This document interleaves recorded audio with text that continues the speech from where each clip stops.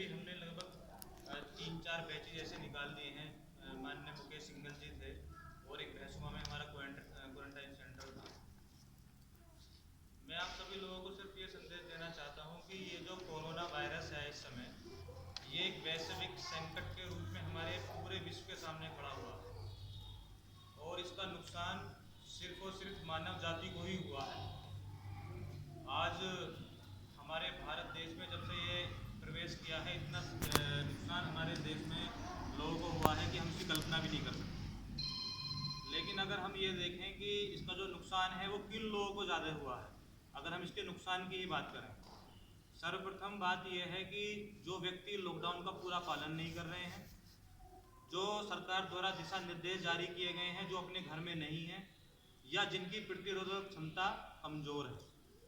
अगर इन तीनों पहलुओं को हम हटाएं और हम ये देखें कि अगर जो लोग लॉकडाउन का पालन कर रहे हैं, प्रतिरोधक क्षमता अच्छी है, जो घरों में पालन कर रहे हैं, वो लगभग ठीक हैं। अगर इस अनुपात को हम देखें तो आप ये देखोगे कि इसमें मृत्यु दर बहुत कम है।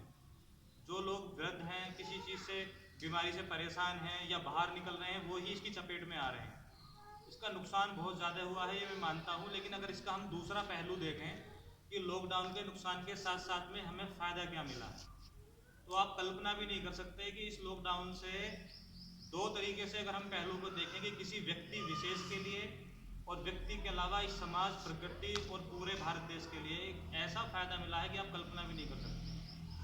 अगर हम किसी व्यक्ति की बात करें कि व्यक्ति को क्या फ़ायदा मिला, तो आप देखेंगे कि जब से ये लॉकडाउन शुरू हुआ है, कम से कम व्यक्ति अपने घरों में रुके हैं। घरों में रुकने से वो संवाद कर पाएँ, अपने परिवार को समय दे पाएँ, अपने परिवार में बैठ के बात की है। जहाँ बड़े बड़े लोग MNC कंपनी में नौकरी करा करते थे, सुबह सोमवार से लेकर शनिवार तक उनको नौकरी के लिए जाना और घर आ जाना, उनको यही पता नहीं था कि परिवार में क्या चल रहा है क्या नहीं।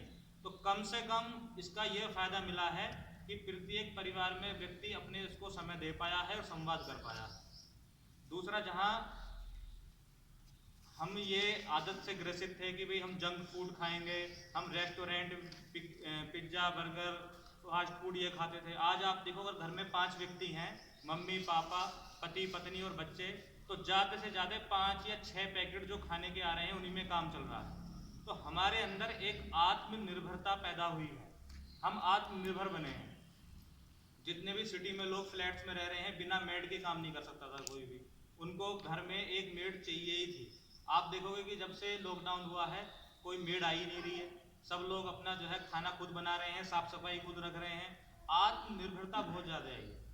जहाँ सरकार बार बार ये कह रही थी कि स्वच्छ भारत और स्वस्थ भारत, वो स्वतः ही हो गया अपना। आप देखोगे कि कितनी साफ सफाई हमारे घरों में, परिवार में हुई है कि जहाँ सरकार इतना ज़्यादा पैसा खर्च कर रही थी फिर भी सफाई नहीं हो पा रही थी। हम स्वास्थ्य विभाग से जुड़े हुए हैं, अस्पताल की अगर हम आपको डाटा दें तो पिछले जब से लॉकडाउन शुरू हुआ है, बीमारी के पेशेंट इतने कम हुए हैं, आपराधिक मामले बहुत कम हुए हैं, एक्सीडेंटल कम हुए हैं। ये सिर्फ लॉकडाउन का फ़ायदा है। आप ये देखिएगा कि जो स्वच्छ भारत और स्वस्थ भारत का था वो सपना, वो लॉकडाउन से पूरा हुआ। आप ये लगाइएगा कि इसके अलावा अगर हम कल्पना करें कि अगर लोकलाइज किसी व्यक्ति विशेष के अलावा इस प्रकृति को, इस समाज को, जितने भी प्रदूषण थे, चाहे वो जल प्रदूषण है, ध्वनि प्रदूषण है, वायु प्रदूषण है, चाहे वो पृथ्वी की बात करें, सब में इम्प्रूवमेंट हुआ है।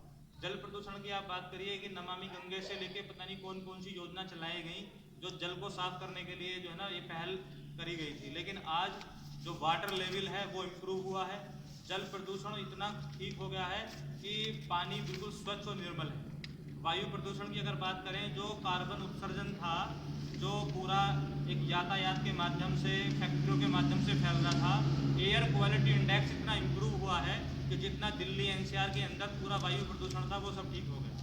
ध्वनि प्रदूषण, जितने साउंड पोल्यूशन चल रहे थे, पूरा यातायात और फैक्ट्री की वजह से धरती में कंपन कम हुआ है, ऐसा साइंटिस्ट ने स्टडी की है। साइंटिस्ट बता रहे हैं कि 30 से 40% धरती का कंपन कम हुआ है।